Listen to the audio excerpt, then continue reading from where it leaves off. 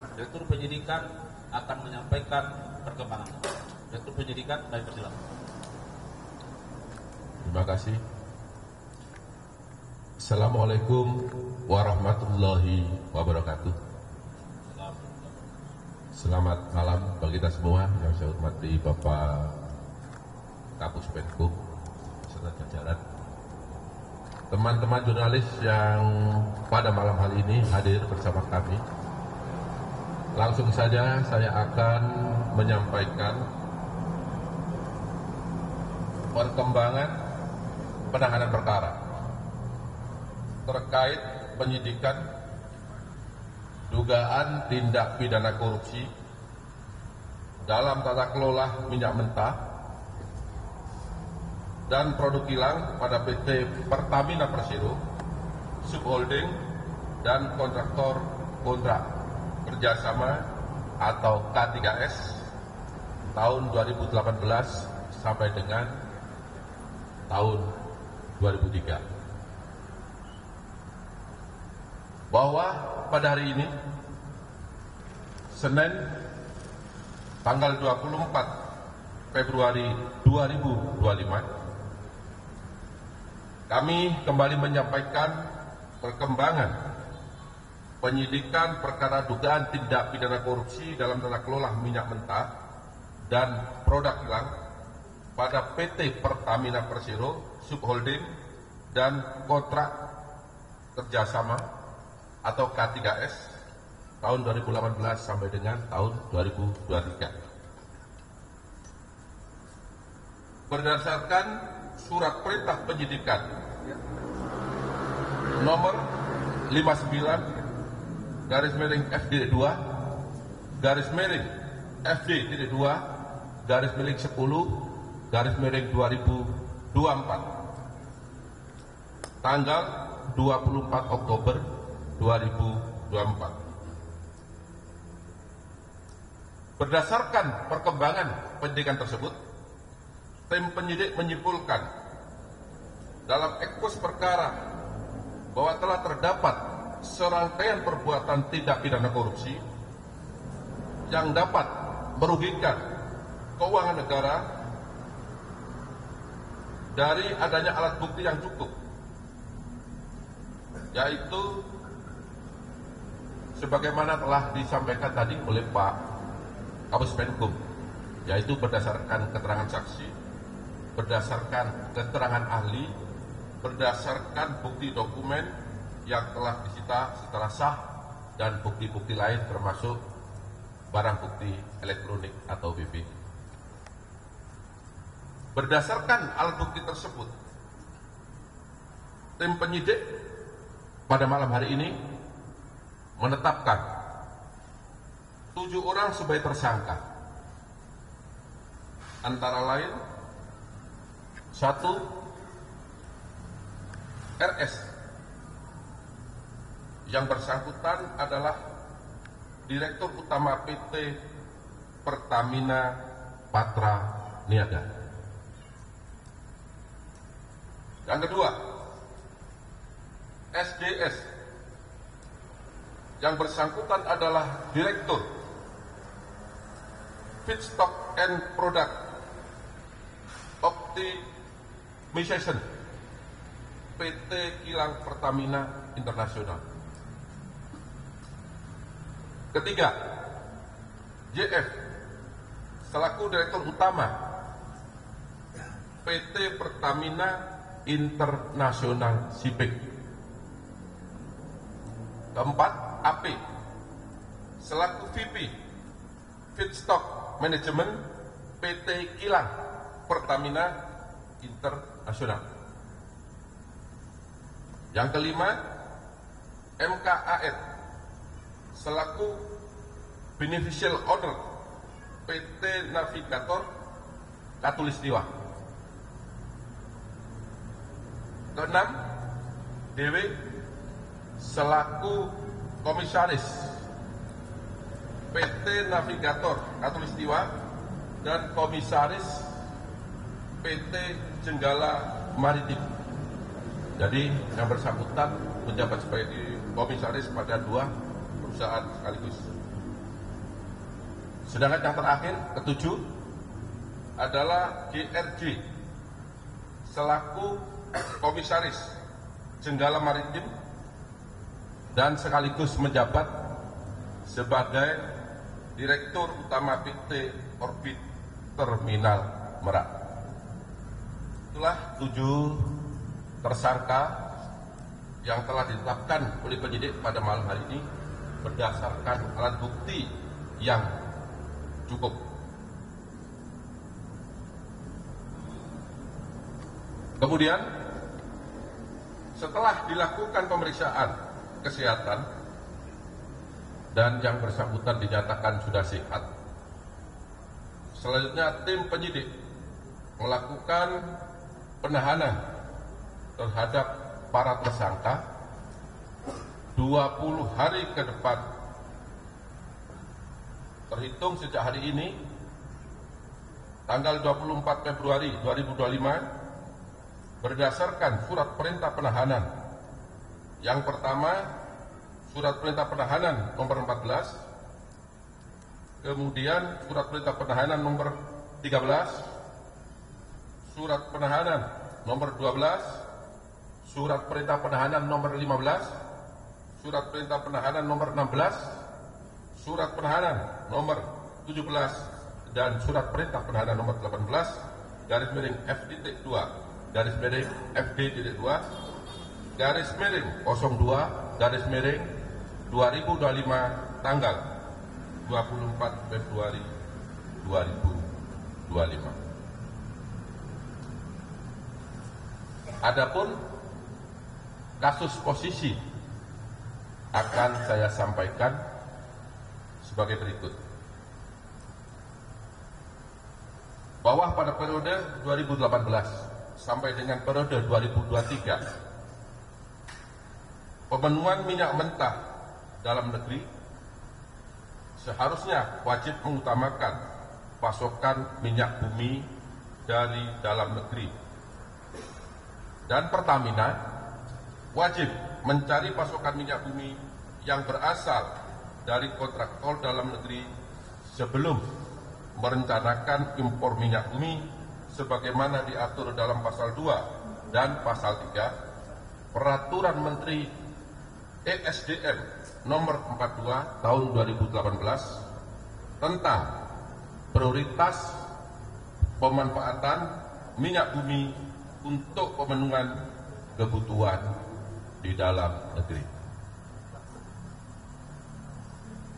Namun berdasarkan fakta penyidikan yang didapat, tersangka RS, SDS dan AP melakukan pengondisian dalam rapat optimalisasi hilir atau OH yang dijadikan dasar untuk menurunkan produksi kilang sehingga produksi minyak bumi dalam negeri tidak terserap seluruhnya. Dan pada akhirnya pemenuhan minyak mentah maupun produk kilang dilakukan dengan cara impor. Pada saat produksi kilang minyak sengaja diturunkan, maka produksi minyak mentah dalam negeri oleh K3S sengaja ditolak dengan fakta sebagai berikut.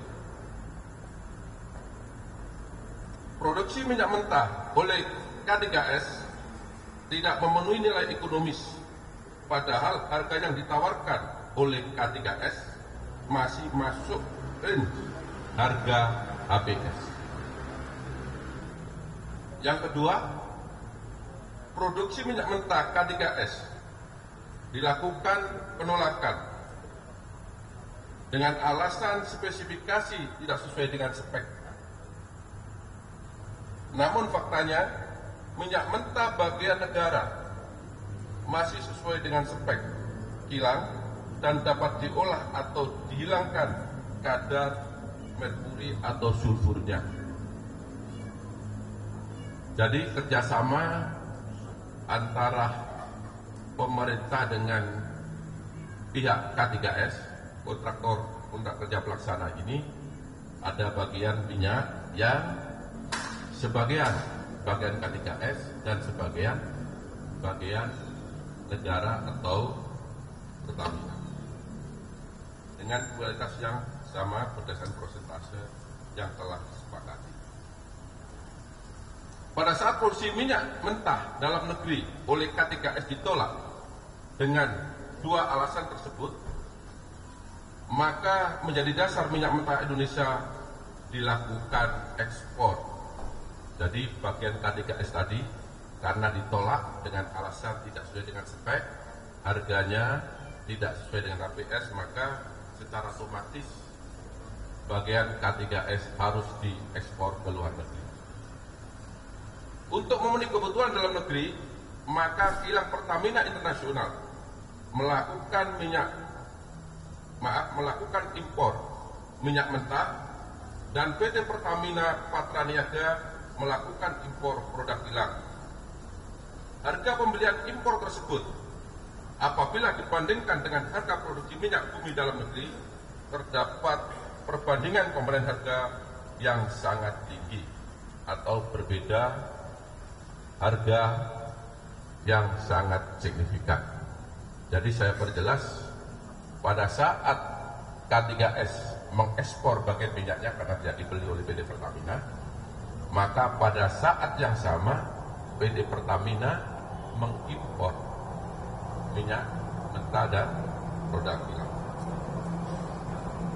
Selanjutnya, untuk kegiatan pengadaan impor minyak mentah oleh PT Kilang Pertamina Internasional dan produk kilang oleh PT Pertamina Patraniaga, diperoleh fakta adanya perbuatan jahat atau mens rea antara penyelenggara negara, yaitu tersangka SDS, AP, RS, dan JF, bersama dengan demut atau broker, yaitu tersangka MK, DW, dan GRJ, sebelum tender dilaksanakan dengan kesepakatan harga yang sudah diatur.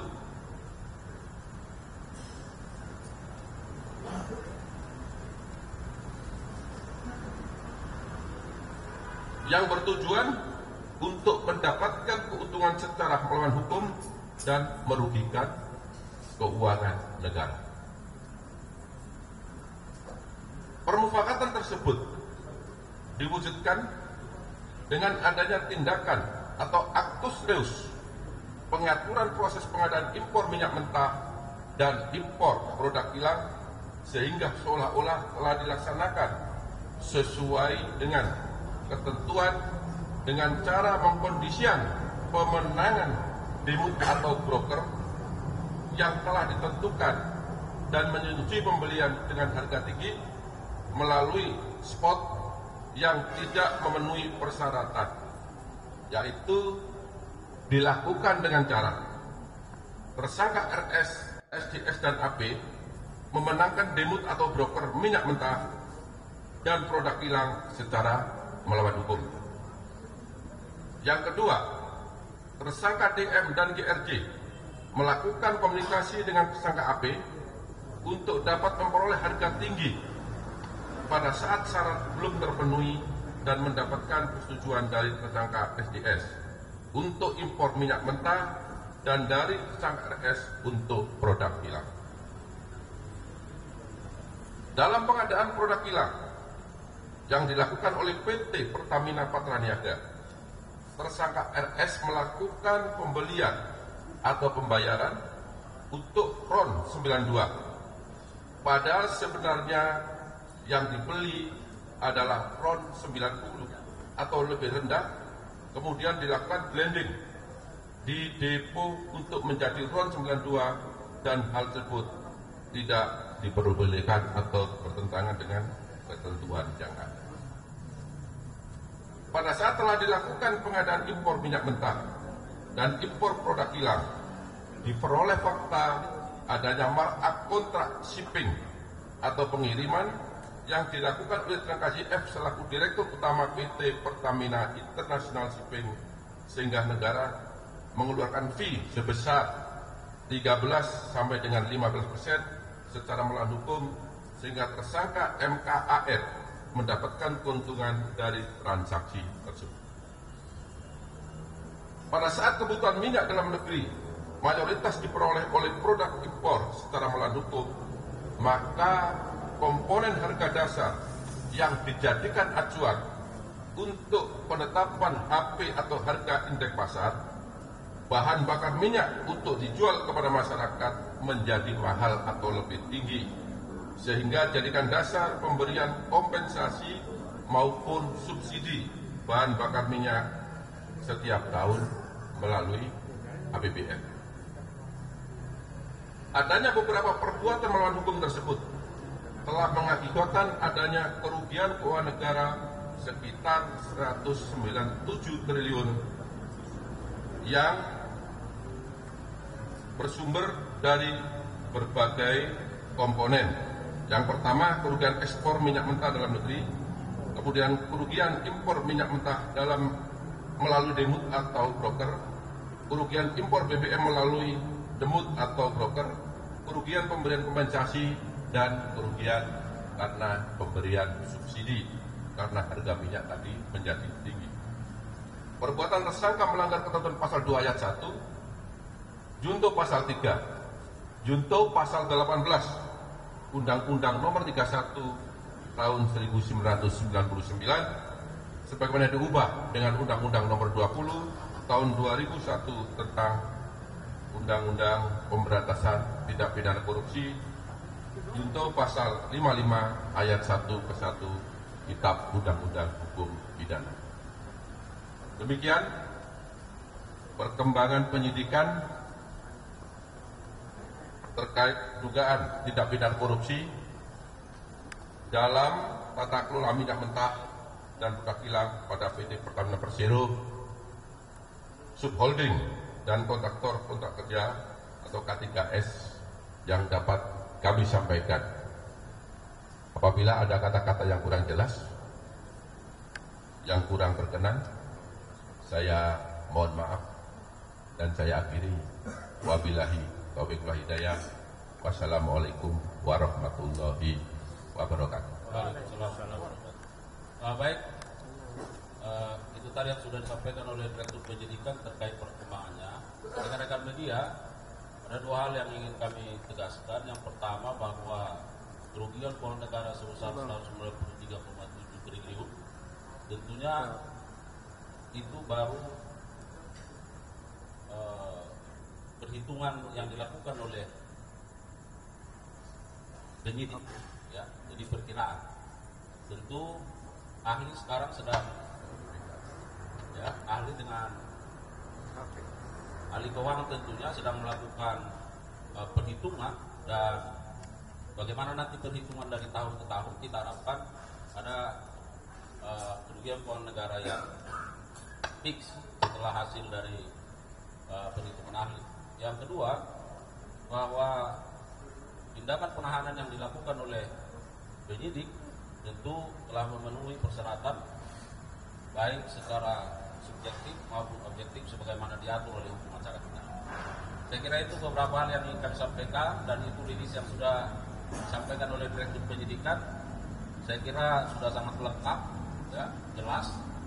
Namun kalau ada beberapa pertanyaan yang ingin menegaskan, saya kira kami persilakan. Dari Tempo. Assalamualaikum Pak Kohar. Siap Pak, dari Tempo Pak. Tadi kan dijelaskan ada 1, berapa triliun gitu ya. Nah, dari penyidikan kejaksaan itu sudah ditemukan uang yang mengalir ke 7 orang tersangka nggak sih Pak? Dan berapa masing-masing? Selain tadi kan sudah diterangkan bahwa ada kong kali kong ya antara baik KKS sama Pertamina. Yang kedua, sebelumnya kan ada beberapa tempat yang digeledah dan infonya kantor Pertamina Pusat salah satunya. Nah itu berapa kali sih ada penggeledahan di Pertamina Pusat dan apa aja ditemukan di sana? Lalu tersangka 7 orang ini sebelumnya sudah pernah diperiksa dari 9 bulan tadi atau baru hari ini? Terima kasih Pak. Ya, jadi penyidik sudah beberapa kali melakukan penggeledahan baik di kantor Pertamina maupun di rumah tersangka. Ya, dari sana kita menemukan dokumen DBE, kita temukan. Kemudian dari bukti-bukti tersebut didalami, juga kita panggil ahli, juga alat bukti keterangan saksi yang lain di mana alat bukti itu saling mendukung, sehingga pada malam hari ini yang bersangkutan kita tetapkan sebagai tersangka. Terhadap tersangka ini ada 7. Ini ada 5 tersangka atau 6 yang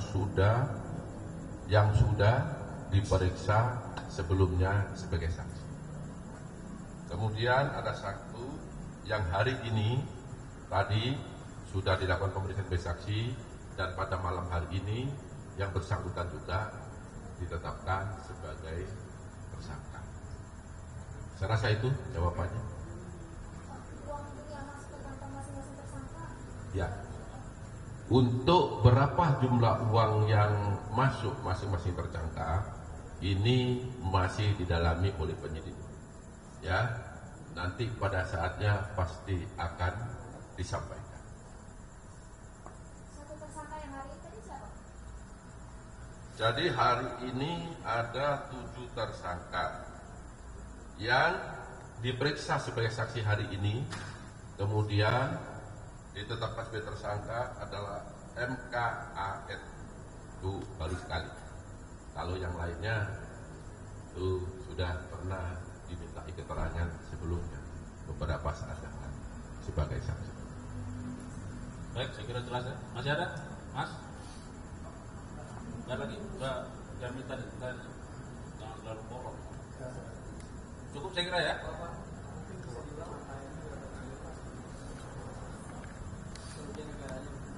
Rp193,7 triliun.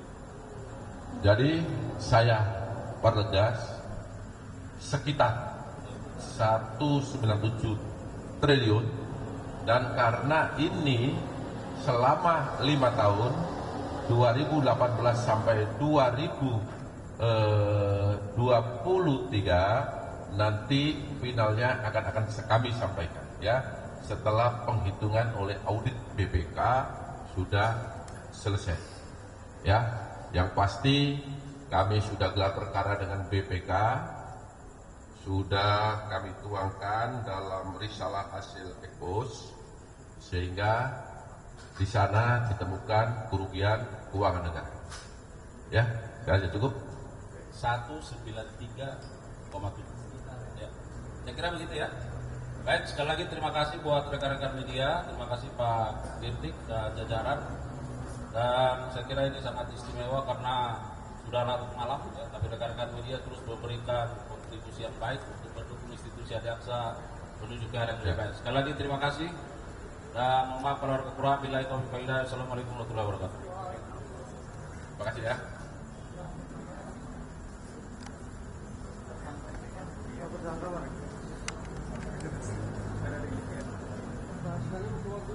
Nah,